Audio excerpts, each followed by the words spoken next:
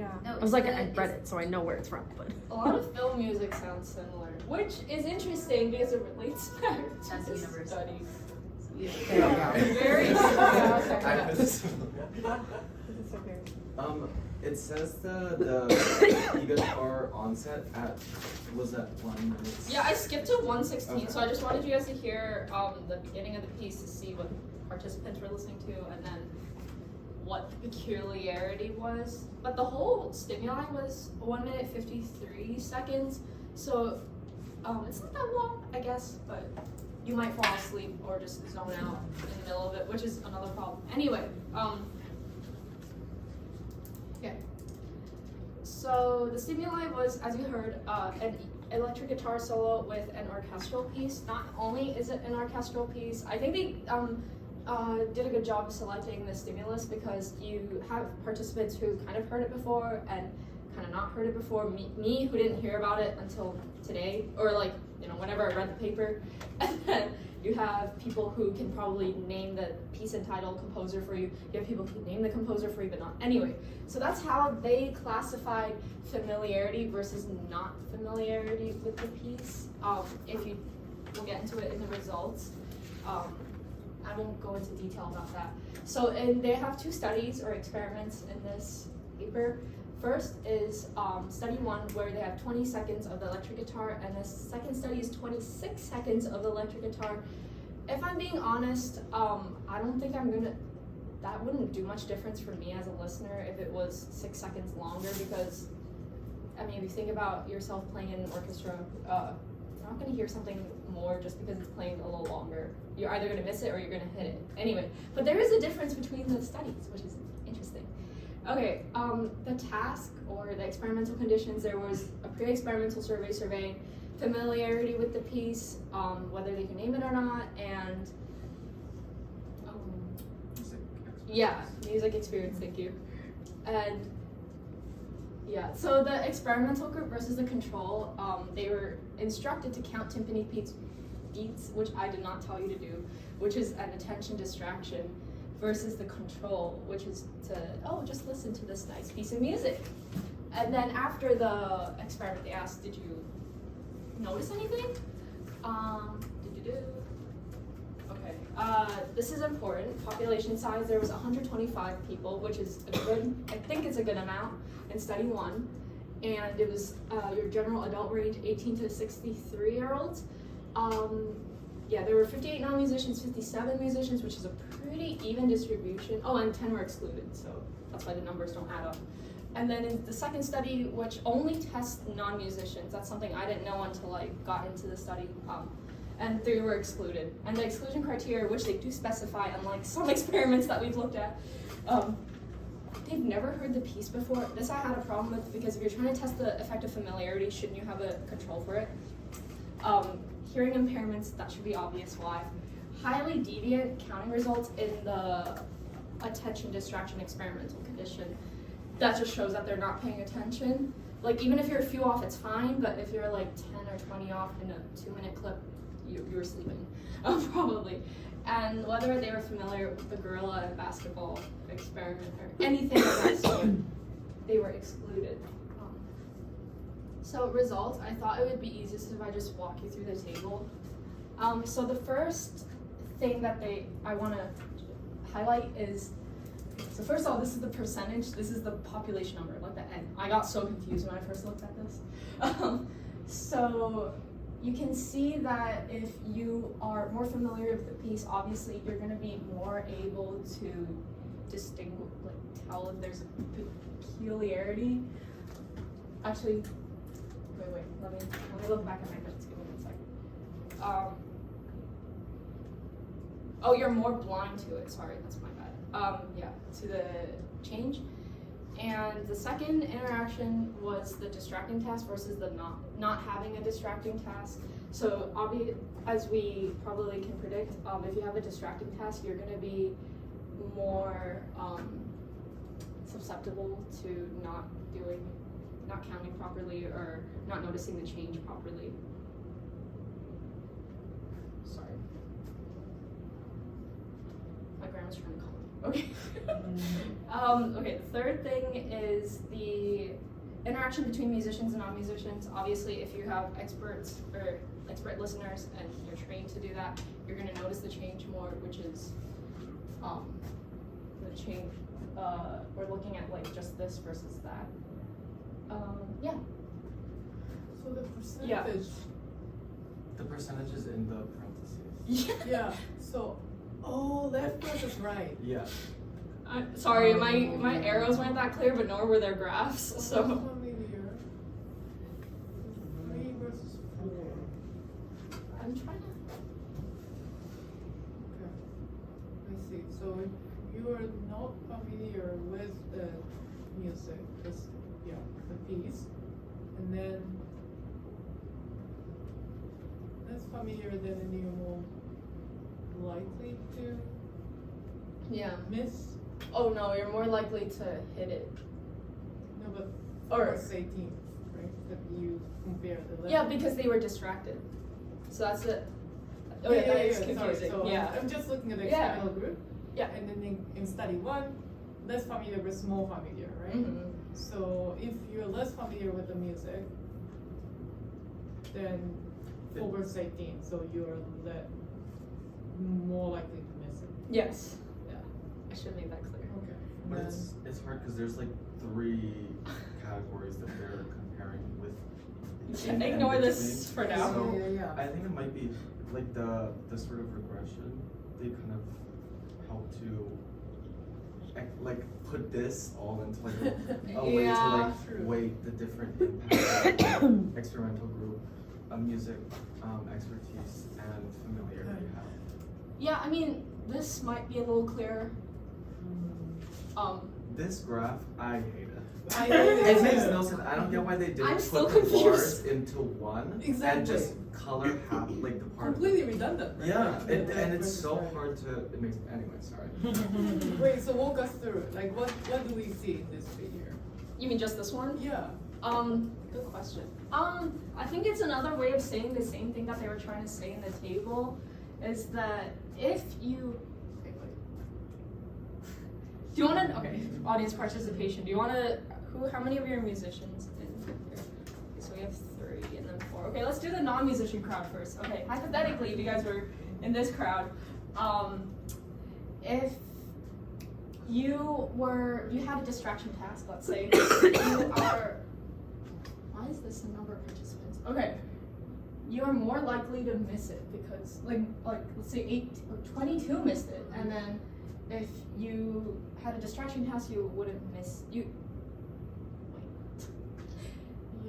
So less of if you you're- would miss. if Oh, you're you not would a have noticed, musician, left panel. Yeah, And then if you're in the experimental group, the white stuff. right, then Yeah. you're more likely to miss it, Yeah. right? And And then then- the pattern flipped for Yes. the control group. The control, remember, is just Okay. not having a distraction task, and they're just listening. Got it. And then with the musicians, if you're in the experimental group, which means you have a distraction task, you actually notice it more, which is confusing, and less of them missed it. Like if they had a distraction task, which is so confusing. And then if you were in the control group, Okay. you would also notice it more. Like notice the change more. So overall, musicians were more likely to notice Yeah. the sound, A. B, but the effect of the task got flipped for the musicians versus non-musicians, right? And when there is a task, musicians. No, they did like performance of the task between musicians and non-musicians, and it was not significant, nor were. Yeah, they did a like stat these. analysis. That's what I appreciate. I was Yeah. gonna go into that also. Yeah, thanks. No, I Wait, say that again. What did you find? Like they compared. They wanted to see if like performance of the task was affected by music, like musician or non-musician, Mhm. because to like rule out the chance of that affecting like the Yeah, task yeah. itself. Right. So there's no difference between musicians and non-musicians for the. Okay. So the main effect of the musical experience was not significant. Mhm. Okay. For just the like task, the Mhm. attention task, yeah. So the Wait, just for Wait. the experimental group, is that what you're saying? That's the no. task, right? Like the attention task and like counting the beats, Mhm. they, regardless of whether someone is a musician or not musician, like they don't differ. So Got it's like not the task itself that's creating Got this with it. Okay. What about the effect, like in terms of whether they notice the electric guitar or not? For that, was the main effect significant?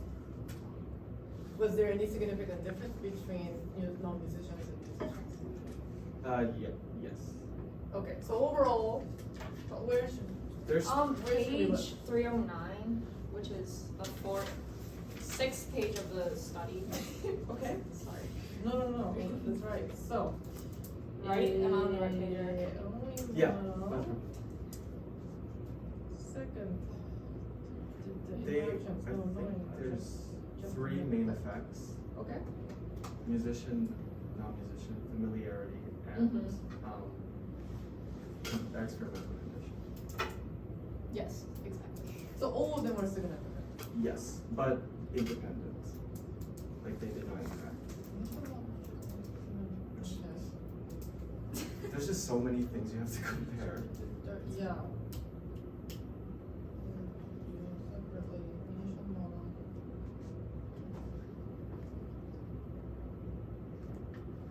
I have qualms with this table. Okay.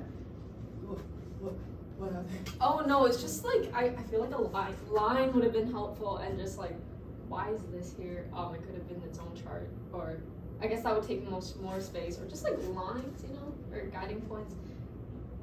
And like Yeah. a separate column for the percentage would have been nice, which is what we saw in some studies, and you guys presented. Yeah, a lot of journals have their own table. What's the word? Like guidelines. Like, Yeah. Formatting guideline. And I don't know why, but vertical lines are usually not allowed. So. Oh that's no, why. I just meant Yeah, like, I know. And well, some people use horizontal line, and then whatever reasons they didn't. And then the percentage. So, one of the results I did want to point out is, so study 2 was when they had a more salient stimulus. So the significance of that is if it's more salient, it doesn't matter if you have a distraction task or not, you're more likely to spot the familiarity or change. So but they didn't. There's no report on this table about familiarity, but it doesn't matter, I guess. Wait, what do you mean? And you know how they have more familiar, less familiar? Here's just non-musicians in the task that had 26 seconds of the stimulus. And it doesn't matter if you have a distracting task or not, you will still notice the change, or you're more likely to notice the change. Okay. Doesn't matter if which condition you're in. Okay. All right. So to recap, there were three main effects. Musicians were more likely to notice a change compared to non-musicians, and when there is a task, then does it make it more or less likely? When there's an experimental task, Less likely. We're comparing the green arrows then, so we're doing got it. Okay. I think so, yeah. And then if you are more familiar with the piece, then you're more likely to notice it. Got it. Yeah. And then apparently there is no interaction. Yeah. Okay, so the task versus a task in the group, the musician versus non-musician. It looked like there was an interaction, but it was not significant. Okay, got it. I like that they did the numbers though, I think that's, Just to clarify. Yeah, go ahead. The control group is the one that doesn't have to count. Just listen. If you go to the bar graph, Yep. I'm not sure if this is, but I thought they might have split up the bars because they wanted to compare the control group between non-musicians and musicians for like the e-guitar peculiar notice. Like, I think they wanted to make it clear that there was no significance, right? You mean No, Between, between the two graphs. like, oh, okay, with Yeah. musicians and the Yeah, I don't know, I find Yeah. that like representation, like for me, more, I guess, apparent. like between the two, e-guitar noticed control. Yeah, the Like two the- black yeah. bars on The the left. left of Yeah. the Yeah. respective Yeah. graphs. Yeah.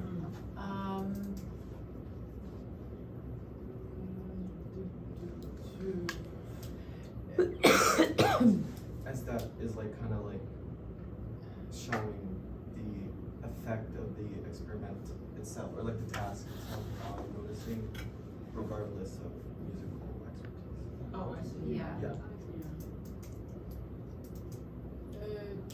Right, so in both of these panels, the bar.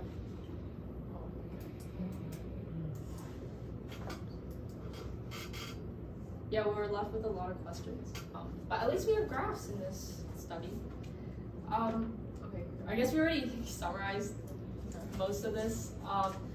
Familiarity, music training, and so the music training is not as important if the stimulus is more salient, because you see that in the non-musicians, they both, whether experimental or not, you can still detect the change. Not having a distraction helps detect change. I mean, we already know this, it's predictable. But now we can generalize attentional blindness to hearing. So I guess the critique we were a little confused on tables. There's no control and familiarity. Like, do you have people who haven't heard this piece before? Me. So they could have included that group in there to see if they would actually, if there was any difference between. Because then, any difference between the groups, because if like someone who wasn't familiar with the piece did this experiment and then they say perform the same as say non-musicians, or if they perform same as the less familiar group, then you can't say too much about the familiarities interaction with everything else. Age distribution was also not in this, because say this came out, the movie or whatever it's in, Odyssey, came out in your young adulthood versus when you're a child. I don't know which one you're more likely to remember, but there's some experiment out there that says you're more likely to remember music from when you were born, because that's when your parents were young, and from when you're a young adult, when you're in your early 20s, like we are now. So that's just an experiment that I can pull off the top of my head that might affect this result. Again, the pros to this experiment were that musician expertise was reported. I think it's something like, I mean, you can read it yourself on page 4 of the study, page 307. F08. Yeah, we talked about how the stats and p-values and results due to chance was published, unlike some other studies that we've looked at, which don't look into that. Okay, so a brief summary of all of these is just, this is applicable to daily life. We're blind till, we don't notice change to a lot of things, but we also have distractions. Instead of just like staring off into the wild when I'm driving, I actually have to pay attention to like that truck in front of me or something. It's a little different in terms of how I detect change in my environment. Age, this might be something that we discuss later. Whether how age interacts with being distracted or not. You know, like with young moms, like they're juggling so much, and they can still somehow attend to each child and cook and do whatever at the same time. I'm just not stereotyping anything, but that's just an example I can think of. Just other factors, college, like testing in a college campus versus laboratory, like pros and cons, and just music training is so broad, and at least this paper tries to define some criterion, but that criterion, as we talked about, is kind of vague, and just bad eyesight for the first experiment, and then degraded hearing for the second one. Like, just because you're not deaf doesn't mean your hearing hasn't degraded, so that might affect the result. Okay, so I guess here are some points that I wanted to, if you guys want to write any of these down, obviously you're welcome to. Just we talked about age, the validity, just in general of the DOOR study, because of the confounding factors. Like we said, there's no control, there was no in-group for the second experiment, and just a small sample size. And if you guys can find any like additional experiments done on those, that'd be great. Bring them to class. And just why music? You know, why we talked about a few reasons in this class, but I would appreciate it if there's any other additional hearing science, any other additional hearing science things that you could bring into this class. That'd be great. Or any other senses that you can think of, like touch or smell. That's a little odd, but yeah, and just any other implications you can think about in terms of change blindness. Let's see. Oh, okay. I have a little selfish reason for doing this presentation, and it's because I'm going to grad school at Eastman to teach little children, or young children, and they are so distracted. Their attention spans are 5 seconds, and so I'm trying to use a research-informed method on how to teach children and remove distractions from the classroom as much as possible, and what is a distraction in order to help them grow or engender a love of music or some other art form, or just concentrate more while they are doing their tasks that they set out. And I think I might write my paper or thesis or whatever on how if you remove cover elements in a classroom or remove certain elements like posters or whatever, just colorful decorations. There's some study on this might be something you might look into, but there's a study on how classrooms with many colors are correlated with students who have lower regent grades. That's just putting it out there. I can send that out if you guys are interested. But that's just one thing that I'm thinking about. Like, I'm not being fundamentalist or anything, like by saying remove everything from the classrooms, but like there is some validity to keeping things to a minimal. Like we don't have posters in here. Like we have a blue wall. Yeah, why can't kids' classrooms be similar? Yeah, so that's just one avenue of research that I am interested in. And that's super cool, by the way. Yeah. Monica, congratulations. Yeah. Thank you. That's huge. Yeah. So, yeah. Okay. Should I record the discussion or not? If you don't mind. Yeah, I can keep it on. and then- Yeah. Yeah, It didn't you glitch or decide anything, whether right? to- Okay. Which part to upload, yeah. Okay. Questions? One thing that I wanted to kind of bring us back to is we've looked at a lot of papers over this semester that I think relate or kind of factor into the story that between these two. So in the contemporary paper, they talk about there's very brief mention of it. I could find it. The bottom of 306, they say musicians may be less prone to intentional deafness, which is what their results show.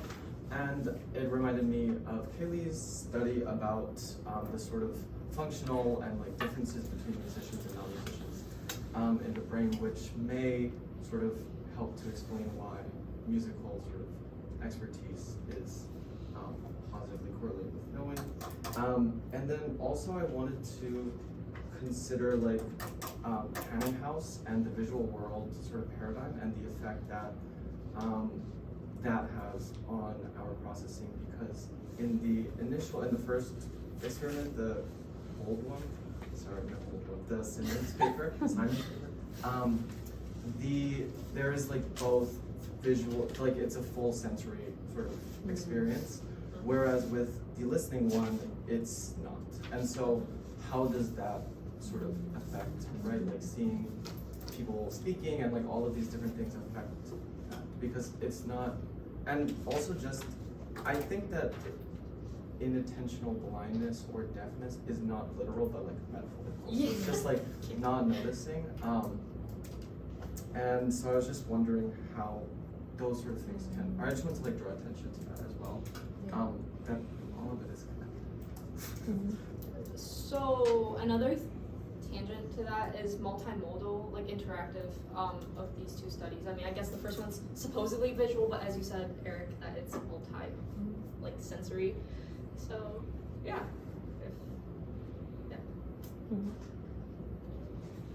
Yeah, go ahead. Something I agree with you on the the familiarity point and like having a control group that wasn't familiar with it. Yeah. But as I was thinking about it, it made me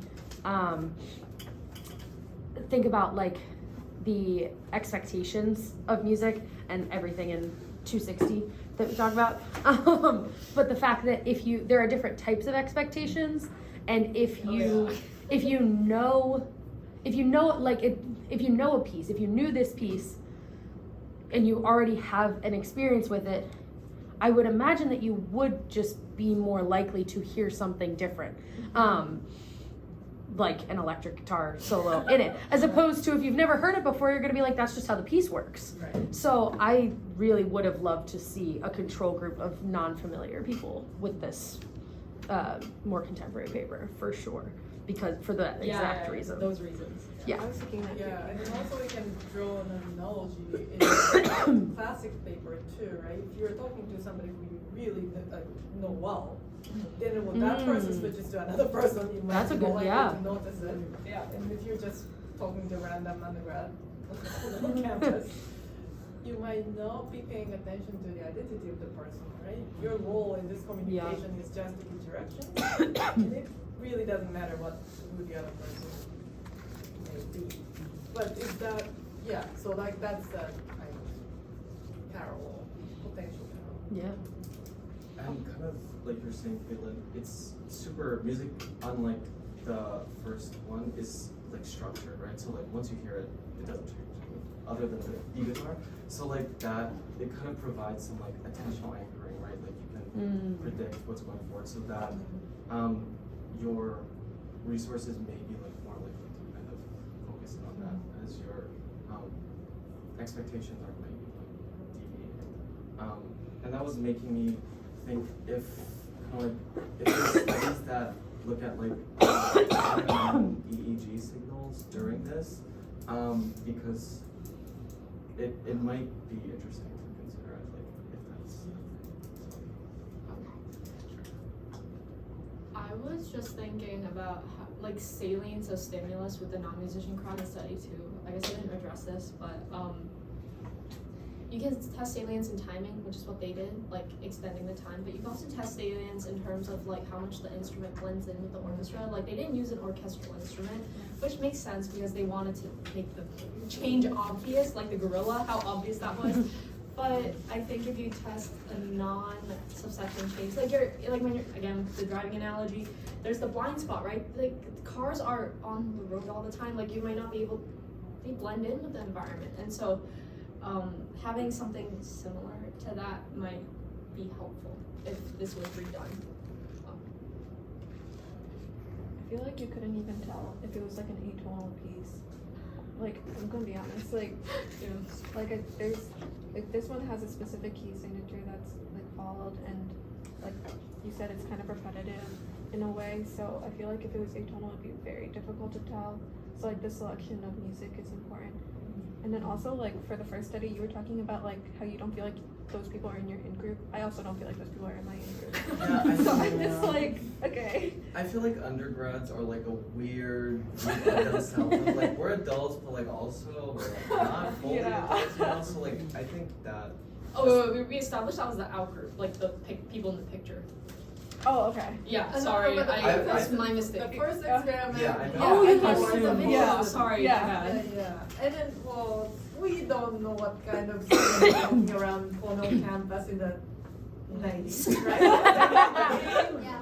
Maybe they were normal. I was right? gonna say also, I feel like the culture might have been like different in the Yeah. sense, like I feel like now there's like a huge gap of some sorts. Like before it was like adult meant like really like you're 18 and you're an adult. I don't know. Yeah, And, like, yeah.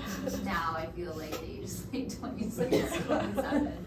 So like, I don't know. I also think like there were, I don't know, Yeah. like even differences in like culture, how you dress versus not. Like I think like a lot of it was put together in the 90s, where I feel like if you did that same experiment, it probably like you wouldn't have as large of effects at all.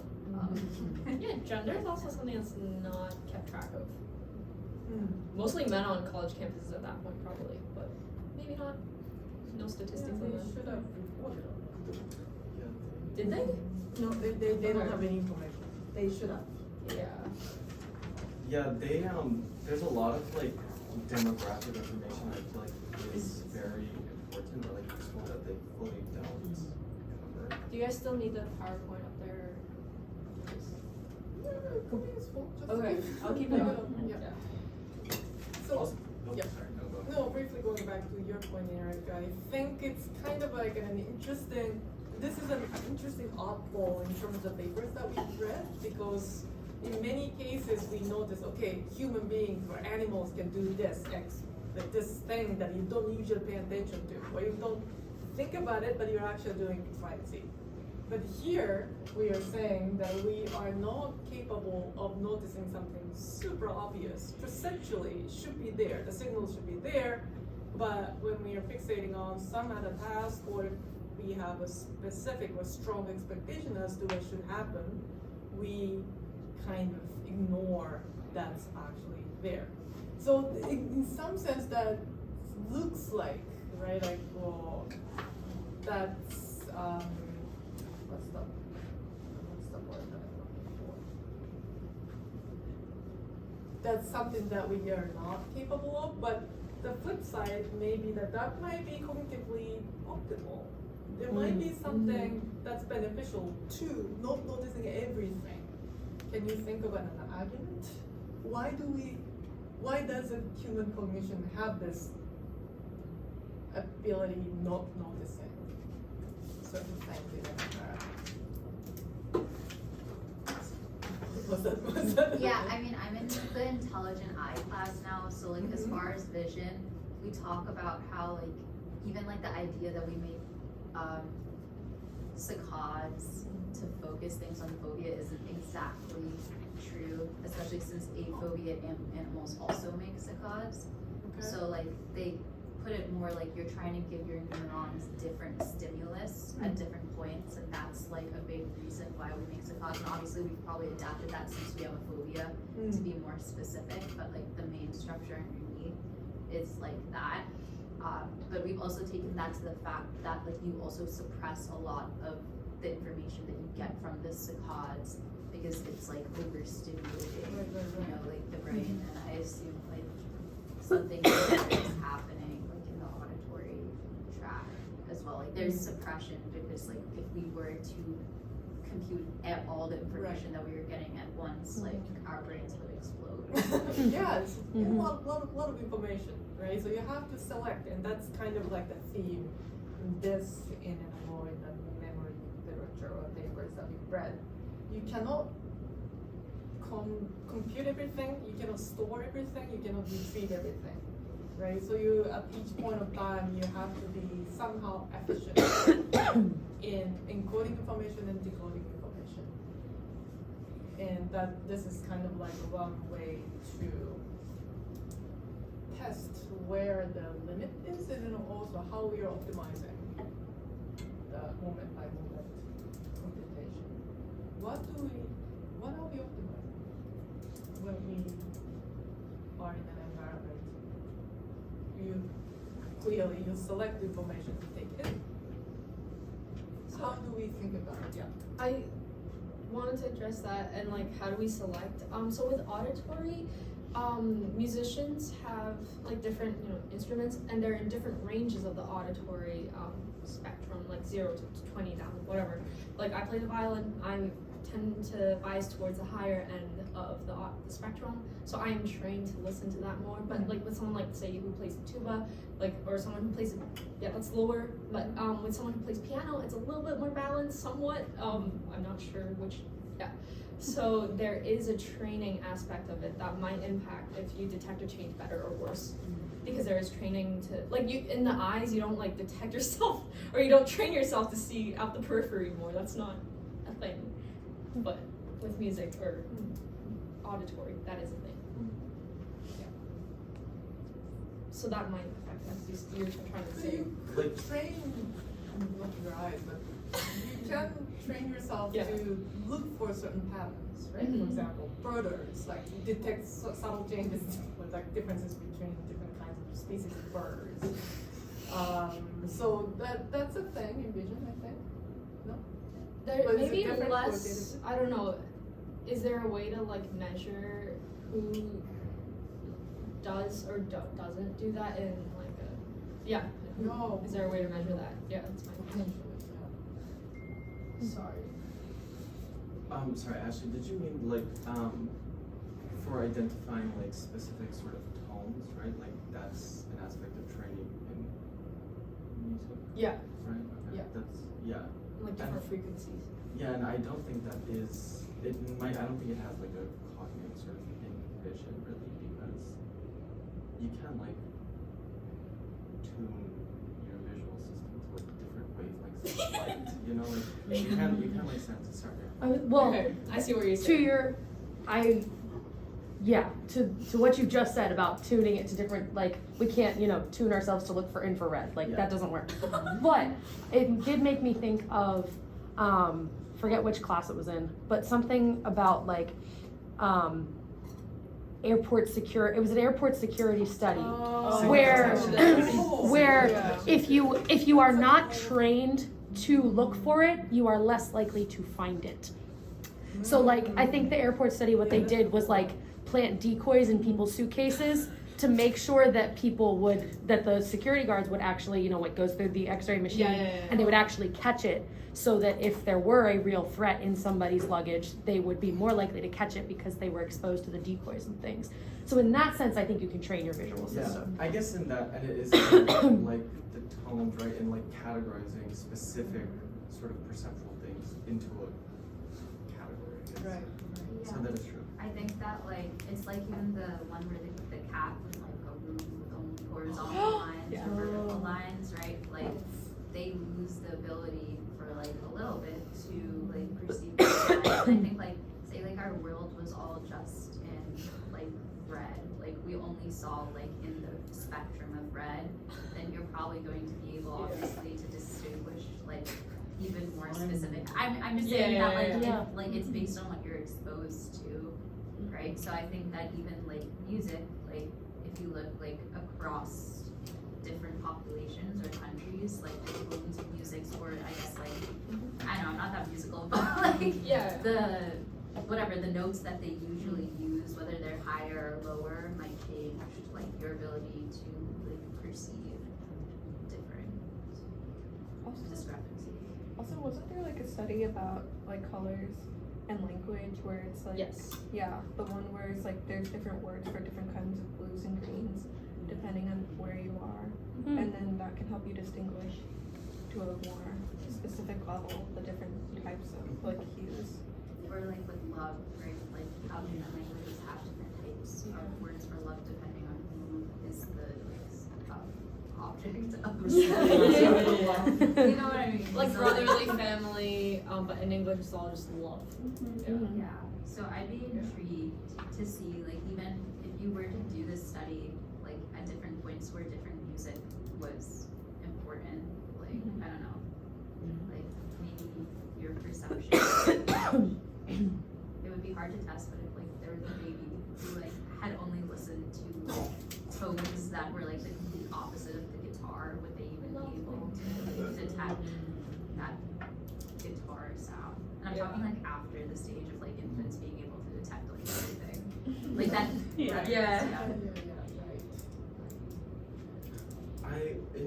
I feel like there's a idea that like the context, right, has like a very big impact, not only like you're saying with the sort of music and like the time and like where it's occurring, and also like culturally, different cultures have like different levels of like eye contact and like how you're supposed to stand and like these different things, right? So if culturally you might not look someone in the eye as often, then you might not be perceiving their face as much, and therefore it might not like rise to, you might not even like perceive their face to be able to compare those and stuff.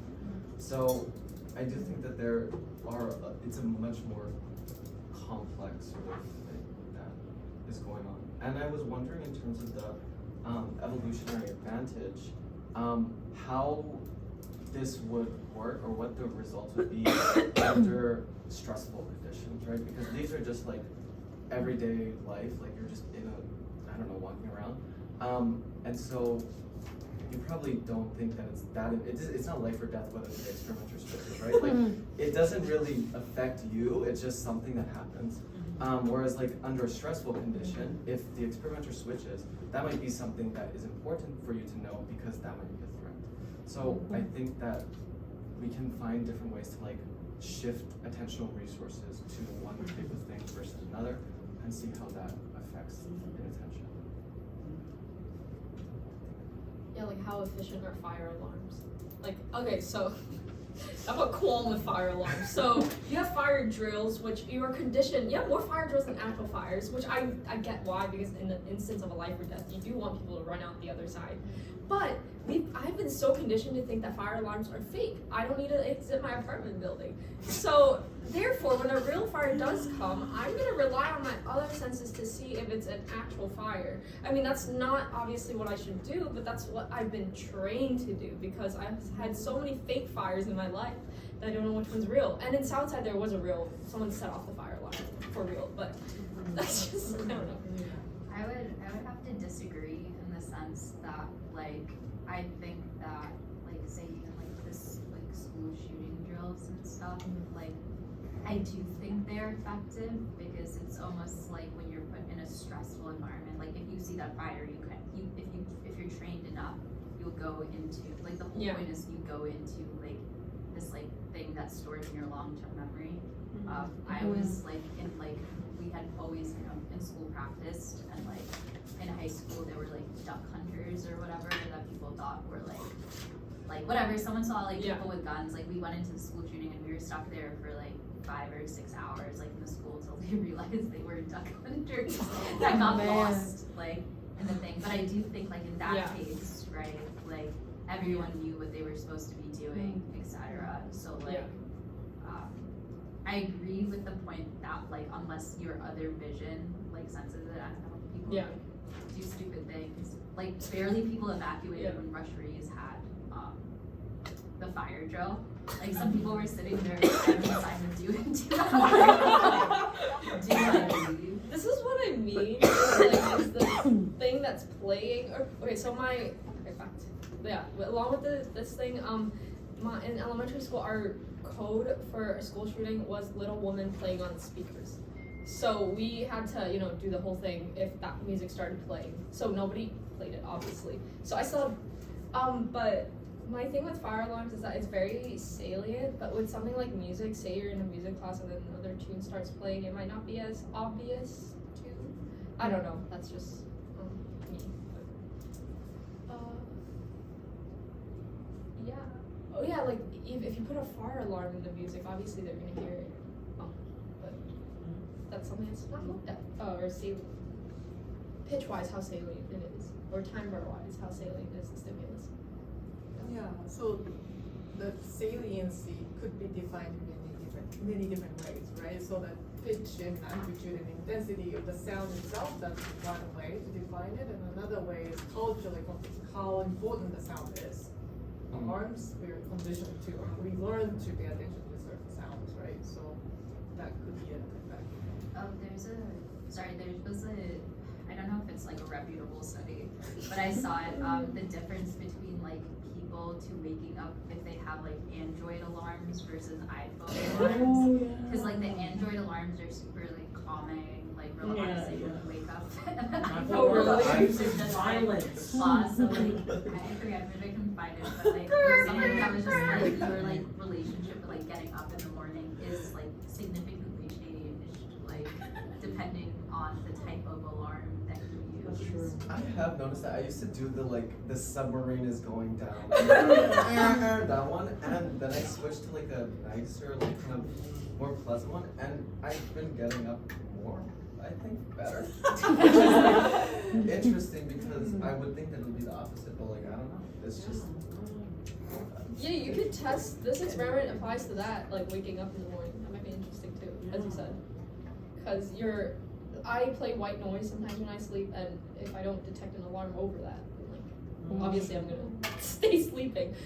I also have a vibration on my watch that wakes me up. I feel like Everyone I talk to thinks I'm crazy when I say that, but No. that's how I wake up. Well, if you keep your watch on at night, it'll vibrate. I mean, I Some don't people like like just it. like, I've done this before, just like. Yeah. There's like a shock thing. Yeah, it's That not one- shocking until you get up and step on the plate. I love saying that. Like, I'm not even lying. Yeah, I feel that. Shake your honor. I don't know who I was talking to, but one of my, I don't know why I was thinking about this, but like, one of my friends, he has like a math puzzle that he has to solve. I've heard about Oh my these. God. Androids have That's those. horrible. Yeah. This is And then really you go not- off until you Yeah, solve until it. you solve the math But puzzle. then there was something hard. Yeah. So even if I am awake. Okay, so we have a lot of things to Yeah, talk about Eric. on Wednesday, but Eric, can you give us, oh, yeah, comment. Yeah, great job. I think you did a very good job of like connecting kind of the narrative, like the story between these. It's very complicated, especially the second study with all of those functional groups. Sorry. So it was really good how you walked through that. I also really liked the way that you kind of kept bringing back like practical implications, like extending things to like texting and driving, like that type of thing. Really helped to like push my thinking like, oh, what about this? So I really, yeah, you did a great job. And we had a pretty good discussion on stuff. So yeah, I think Yeah, and I like the way you jumped in and asked questions, suggested, discussion points, so good teamwork. And then I think, we have 2 sessions left, 2 papers left, including this one, 2 sets of papers. And then I think this topic can relate to a lot of different things that we've already covered in this class. So one thing, since we have like more than 1 week until the next discussion, I'd like you guys to kind of think about how the paper that you presented might have some insight into this type of, okay, what happens in a particular context when you need to integrate multiple sources of information, stimulus versus contextual top-down information, how does that work? Or like, what if we tested different groups of people? Or what if we use a different methodology, right? Like eye tracking could be useful in this case too. Where do they actually look when they notice or do not notice any change, so on and so forth. So I think this is a nice kind of paper to bring our, like all the knowledge and the resources onto and thinking about. So that's what we want to do when we get back from Thanksgiving break. So just as an announcement, we don't have a class on Monday next week. I just had to preemptively cancel it. So the next class is on Wednesday after Thanksgiving. And we again take turns to ask questions, and I'll jump in and ask more questions. But since we have a lot of time, just think about what kind of things you might want to kind of relate to.